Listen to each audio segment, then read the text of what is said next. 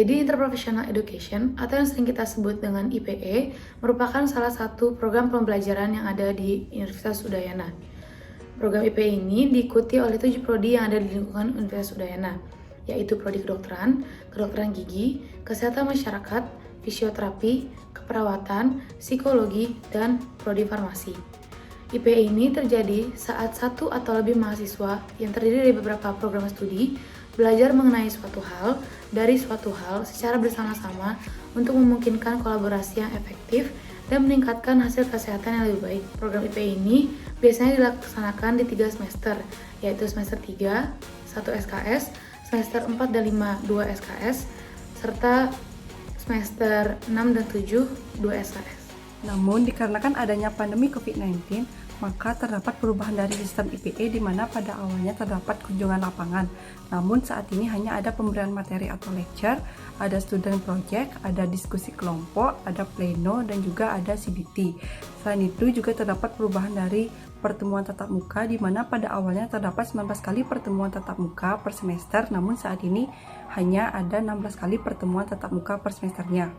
SGD atau Small Group Discussion mengikuti metode 7 jump step di mana step pertama yaitu mengklarifikasi istilah yang tidak diketahui di dalam sebuah skenario, dan step kedua yaitu mendefinisikan masalah di dalam skenario di mana tiap mahasiswa pasti memiliki pandangan yang berbeda dari permasalahan tersebut, dan step 2 ini dibuat dalam bentuk pertanyaan. Dari step 3 yaitu mendiskusikan masalah yang telah teridentifikasi dalam step 2, jawaban singkat dari step 2 berdasarkan prior knowledge mahasiswa tanpa referensi.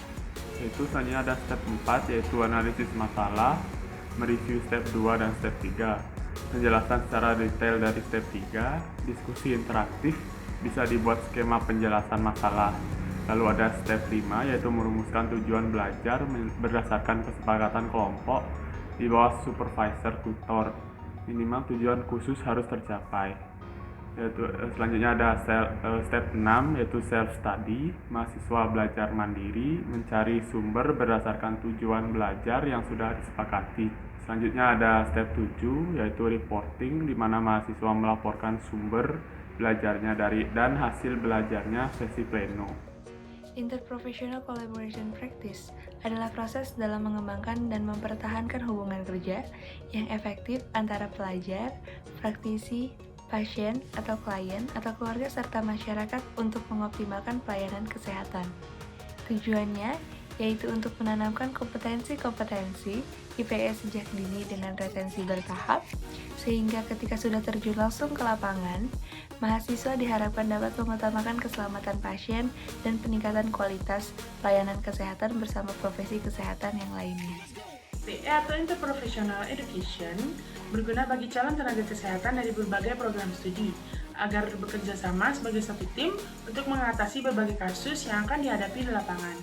IPE juga dibutuhkan guna untuk meningkatkan kolaborasi antar profesi, di mana akan melibatkan kerjasama dengan memberikan pengetahuan, keterampilan, dan juga sikap yang diperlukan antar profesi kesehatan. Etika profesi merupakan suatu tindakan dalam melakukan pekerjaan khusus yang memiliki otoritas yang diberikan kepada seseorang atas dasar keahlian khusus yang dianggap baik dalam menentukan kaidah ilmuwan. Untuk menjaga norma atau etika atau nilai dengan teman satu profesi, kita sendiri harus bertindak secara profesional dan memiliki rasa tanggung jawab terhadap profesi yang kita tekuni. Selain itu, karena berada dalam profesi yang berhubungan langsung dengan masalah kesehatan, sehingga sudah sepantasnya dan sudah kewajiban kita untuk bisa memegang kerahasiaan informasi yang kita dapatkan. Menurut Undang-Undang Nomor 36 Tahun 2009 tentang Kesehatan, sumber daya kesehatan yang paling utama ialah tenaga kesehatan. Tenaga kesehatan adalah setiap orang yang mengabdikan dirinya dalam bidang kesehatan dan memiliki keterampilan serta pengetahuan melalui pendidikan kesehatan yang berguna untuk melakukan upaya kesehatan. Dengan adanya tenaga kesehatan ini, sumber daya kesehatan seperti fasilitas kesehatan, pembekalan kesehatan serta teknologi kesehatan, produk kesehatan dapat dikelola dengan baik guna meningkatkan derajat kesehatan. Dalam pelaksanaannya, tenaga kesehatan bukan hanya seorang dokter, melainkan terdapat perawat, psikologis klinis, kefarmasian, dan lain sebagainya yang turut serta dalam membantu peningkatan derajat kesehatan. Dalam hal ini, tenaga kesehatan tentunya memiliki beberapa ketentuan dalam melakukan pelayanan kesehatan seperti kode etik, hak pengguna pelayanan kesehatan, standar profesi, standar pelayanan, dan SOP. Tentunya hal-hal ini diatur oleh masing-masing organisasi profesi. Yang pertama ada kode etik. Kode etik digunakan untuk mencegah adanya kesalahpahaman atau konflik dan dapat dijadikan sebagai refleksi di dalam refleksi tersebut terdapat norma, etika, dan nilai yang dapat dijadikan landasan. Norma, etika, dan nilai sangat penting untuk dijalankan, terutama bagi tenaga kesehatan. Ketiga hal tersebut merupakan suatu hal yang digunakan sebagai landasan moral dalam berprofesi, baik dengan masyarakat, pasien, maupun dengan teman yang berbeda profesi. Dalam pelaksanaannya, pasti terdapat kekacauan yang terjadi antar profesi. Adapun upaya yang dapat digunakan untuk tetap menjaga norma, etika, dan nilai dari tenaga kesehatan dalam melaksanakan tugas, yaitu yang pertama adalah mencantumkan dengan tegas sanksi dan pelanggaran yang dilakukan oleh tenaga kesehatan.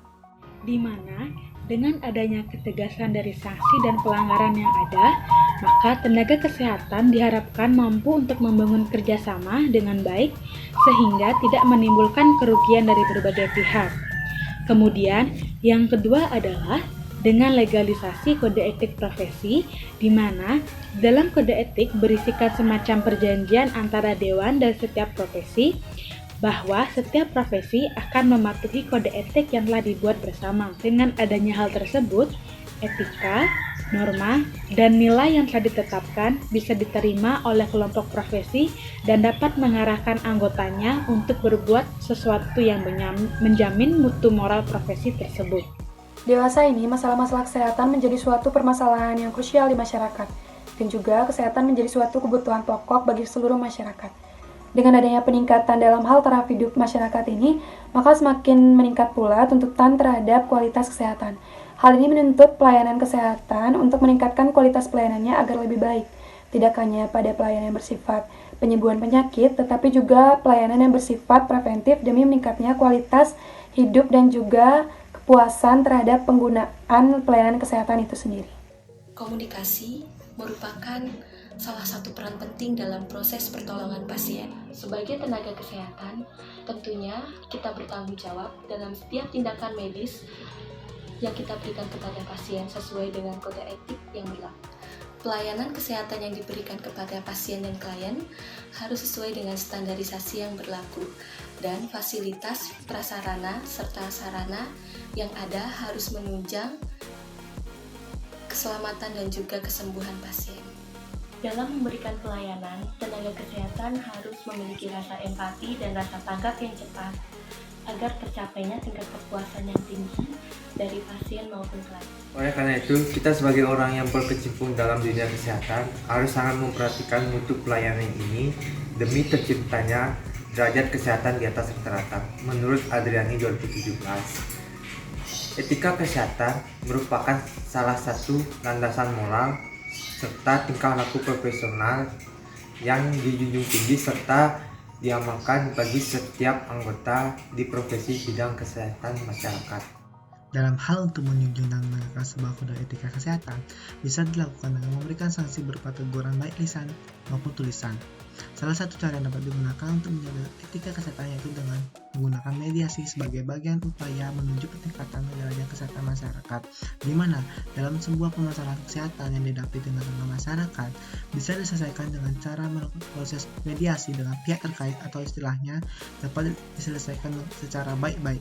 Hal ini bertujuan agar hubungan antara pihak yang terkait tetap terjaga dan juga tidak merugikan salah satu pihak, sehingga etika dalam kesehatan dapat terjaga, dan juga tentunya dengan menempuh cara demikian dapat tetap menegakkan prinsip-prinsip etika kesehatan yaitu otonomi, berbuat baik, tidak merugikan, kerahasiaan, mendapati janji, kepercayaan, keadilan, dan juga kejujuran.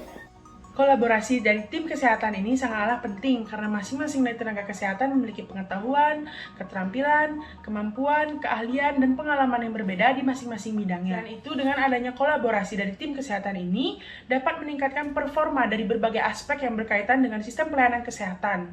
Dari semua tenaga kesehatan dituntut untuk memiliki kualifikasi yang baik pada bidangnya masing-masing sehingga dapat mengurangi faktor kesalahan pada manusia dalam memberikan pelayanan kesehatan. Manfaat yang akan didapatkan mahasiswa selama mengikuti IPE ini baik dari segi peningkatan kemampuan kognitif adalah dengan belajarnya IPE ini kita dapat meningkatkan keilmuan dari profesi yang lain, kemudian terlatihnya kemampuan kerjasama kita dalam tim yang berbeda profesi, serta menghilangkan rasa egoisme dari masing-masing profesi di mana masih banyaknya saat ini profesi yang menganggap lebih dirinya dibandingkan dengan profesi yang lainnya.